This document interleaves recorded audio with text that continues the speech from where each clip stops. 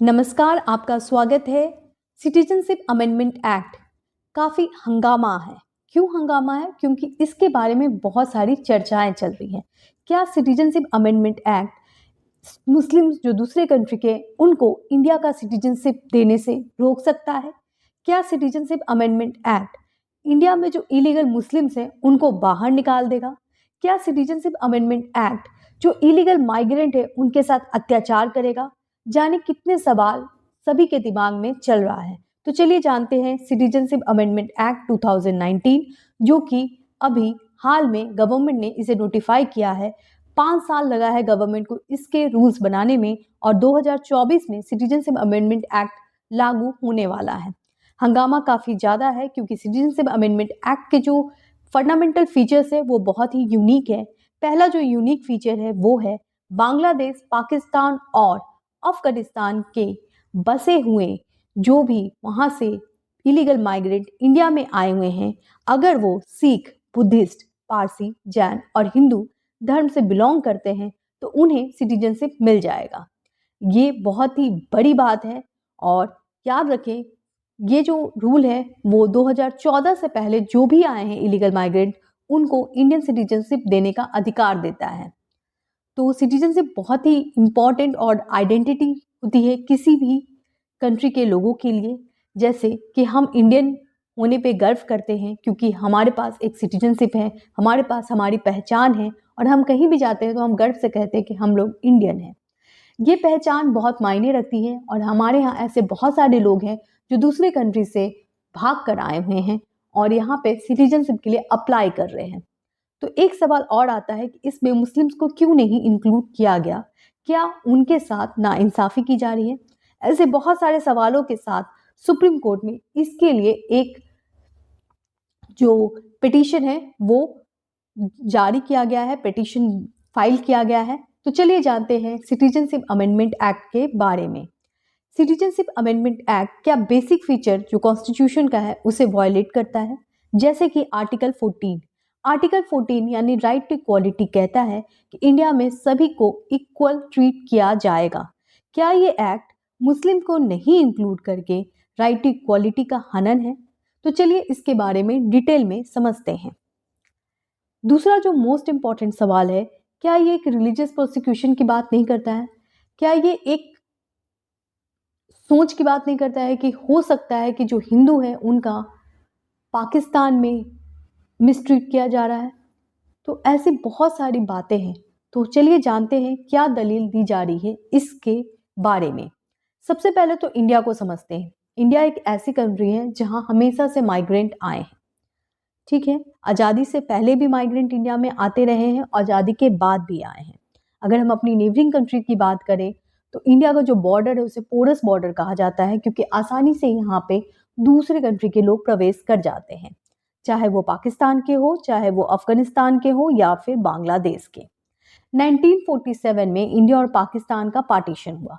Partition होने के बाद भी लगातार लोगों का इंडिया में आना रहा है और इसीलिए 1950 तक जो भी इंडिया में प्रवेश करते हैं उनको अल्टीमेटली इंडियन सिटीजनशिप दे दिया गया था। 1950 के बाद 1955 में सिटीजनशिप एक्ट लाया गया जिसके अंतर्गत कुछ रूल्स बनाए गए और उन्हीं लोगों को सिटीजनशिप मिलेगा उस रूल्स को जो फॉलो करेंगे। जैसे कि 11 साल तक आपको इंडिया में रहना होगा, तभी आपको इंडिया का सिटीजनशिप मिलेगा। सिटीजनशिप अमेंडमेंट एक्ट बहुत ही ज़्यादा बवाल में है क्योंकि ये कुछ ऐसे पॉइंट को हाईलाइट किया है जो कि इससे पहले कोई भी एक्ट ने नहीं किया था। जैसे कि 1971 का बांग्लादेश वॉर, जिसके अंतर्गत लगातार काफ़ी लोग बांग्लादेश से इंडिया में आ चुके हैं। उसके अलावा अगर हम बात करते हैं 1980s टू 2000 के समय में श्रीलंका में क्योंकि सिविल वॉर चल रहा था तो काफ़ी लोग इंडिया में प्रवेश किए थे। इस तरह से हम देखते हैं कि इंडिया में माइग्रेट की संख्या बहुत अधिक है। 2021 के सेंसस रिपोर्ट में बताया गया कि बांग्लादेश और पाकिस्तान से सबसे ज़्यादा माइग्रेंट इंडिया में आए हैं। तो अगर आपके सामने ये सवाल आता है कि इंडिया में सबसे ज़्यादा माइग्रेंट किस कंट्री से आए हैं तो वो है बांग्लादेश। सिटीजनशिप एक्ट 1955 में भी बहुत सारे बदलाव किए गए हैं और लगातार बदलाव होते रहे हैं। अभी हाल में सिटीजनशिप अमेंडमेंट एक्ट 2019 में कुछ बड़े बदलाव किए गए, जैसे कि कोई भी सिटीजनशिप पा सकता है अगर वो 6 कम्युनिटी से बिलोंग करता है। वो कम्युनिटीज हैं हिंदू, पारसी, क्रिश्चियन, बुद्धिस्ट, जैन। इन कम्युनिटीज के लोग अगर 31 दिसंबर 2014 से पहले इंडिया में आ चुके हैं और वो बांग्लादेश, अफगानिस्तान और पाकिस्तान के हैं तो उन्हें सिटीजनशिप के लिए मान्यता मिल सकती है, वो अप्लाई कर सकते हैं। आशा करते हैं कि आपको समझ में आ गया होगा कि क्या है हमारा सिटीजनशिप अमेंडमेंट एक्ट 2019। चलिए आगे बढ़ते हैं और आगे समझते हैं। देखिए, citizenship amendment act 2019 citizenship act 1955 से बहुत ही डिफरेंट है, क्योंकि ये केवल 5 साल अगर कोई भी फॉरेनर इंडिया में रहता है और वो इस कम्युनिटी से बिलोंग करता है तो उनको सिटीजनशिप मिल सकता है। तो पहले 11 साल था और उसे घटाकर अब कर दिया गया है केवल 5 साल। अगर आप 5 साल इंडिया में रहते हो तो आपको सिटीजनशिप मिल सकता है। सिटीजनशिप अमेंडमेंट एक्ट के साथ एक और सवाल उठकर सामने आया, वो था एनआरसी यानी नेशनल रजिस्टर सिटीजन। ये क्या है थोड़ा समझते हैं। आपने आसाम अकॉर्ड के बारे में सुना है। देखिए, 1971 के बाद इंडिया में बहुत सारे माइग्रेंट आए थे। इनफैक्ट ऐसी स्थिति है आसाम और बंगाल की कि वहाँ पे जो माइग्रेंट की संख्या वहाँ के लोगों की संख्या से अधिक हो गई थी। ऐसे में आसाम अकॉर्ड आया 1985 में। ये क्या था उसे समझते हैं। आसाम अकॉर्ड के अनुसार जो भी बाहरी इंडिया में 1971 के बाद आते हैं उनको इलीगल माइग्रेंट माना जाए। इसके लिए 2021 में एनआरसी कराया गया। एनआरसी यहाँ पे देखिए, एनआरसी यानी नेशनल रजिस्टर ऑफ सिटीजन। इसके अंतर्गत जो भी इलीगल माइग्रेंट हैं जो 1971 के बाद बांग्लादेश या किसी भी कंट्री से आसाम में आए हैं उनको इलीगल माइग्रेंट माना जाएगा, उन्हें आसाम का सिटीजनशिप नहीं मिलेगा। ठीक है, तो एनआरसी कराया गया था 2021 में इसी संदर्भ में। और अभी हाल में सिटीजनशिप अमेंडमेंट एक्ट 2019 को लागू कर दिया गया है। अब सवाल ये आता है, प्रॉब्लम ये है कि क्यों ये केवल पाकिस्तान, अफगानिस्तान और बांग्लादेश के ही लोगों को ये सुविधा दे रही है। दूसरा सवाल ये आता है कि इस एक्ट में मुस्लिम्स को क्यों नहीं इंक्लूड किया गया है। तो इसके लिए मैंने सर्च किया और कुछ पार्लियामेंट्री डिस्कशन को यहाँ पे मैं पॉइंट आउट करूंगी, जिससे हमें पता चलता है कि ये कितना सही है और कितना गलत। देखिए, पार्लियामेंट में इसके बारे में डिस्कशन हुआ और पहला पॉइंट जो निकल के आया वो था migrant pain to relax.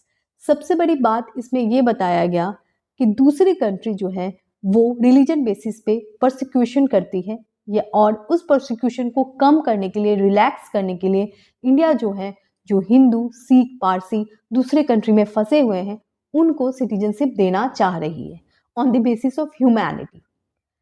Amit Shah खुद अपने स्पीच में कहते हैं कि पाकिस्तान में हिंदुओं का टॉर्चर हो रहा है और उस टॉर्चर को रोकने के लिए इंडियन गवर्नमेंट ये प्रोविजन लाई है।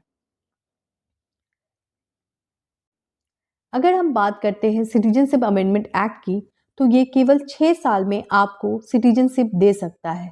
तो एक बहुत ही बड़ा बदलाव है और जो भी इस 6 कम्युनिटी से बिलोंग करते हैं उनको ये एक्ट 2014 से पहले अगर वो इंडिया में आए हैं तो उनको सिटीजनशिप के लिए अप्लाई करने के लिए लीगल बता रहा है। देखिए, इससे उन्हें सिटीजनशिप नहीं मिलने वाला है। सिटीजनशिप के लिए उनको प्रॉपर प्रोसीजर को फॉलो करना पड़ेगा। वो प्रोसीजर क्या है वो थोड़ा देख लेते हैं। देखिए, जो भी इंडिया में 2014 से पहले आए हैं अगर उनके पास वैलिड डॉक्यूमेंट है तो वो अप्लाई कर सकते हैं, जैसे कि पासपोर्ट का कॉपी ऑफ पासपोर्ट होना, वीज़ा होना, पैन कार्ड होना और इंश्योरेंस पॉलिसी होना, जो कि दिखाता है कि आप किस कंट्री के हैं और आप क्यों इंडिया में अप्लाई कर रहे हैं। ठीक है, उसके अलावा ये परमिसिबल डॉक्यूमेंट के साथ साथ अगर आप इंडिया के सिटीजनशिप को पाना चाहते हैं तो आपके पास आपके दूसरे कंट्री का बर्थ सर्टिफिकेट होना चाहिए, आइडेंटिटी पेपर होना चाहिए, लाइसेंस होना चाहिए, स्कूल ऑफ एजुकेशन सर्टिफिकेट होना चाहिए वहाँ के गवर्नमेंट अथॉरिटी का, जो कि ये दर्शाता है कि आप अफगानिस्तान या फिर आप बांग्लादेश या फिर आप पाकिस्तान के हैं और आप इंडिया में आना चाहते हैं और इंडिया के सिटीजनशिप को अप्लाई करना चाहते हैं। तो इन डॉक्यूमेंट के साथ सिटीजनशिप आप अप्लाई कर सकते हो। और इसके एप्लीकेशन जो है वो ऑनलाइन अवेलेबल है, ऑनलाइन आप अप्लाई कर सकते हो इंडियन सिटीजनशिप ऑनलाइन nic.in पे। तो एक बहुत ही बड़ा चेंज आने वाला है इस एक्ट के बाद। उस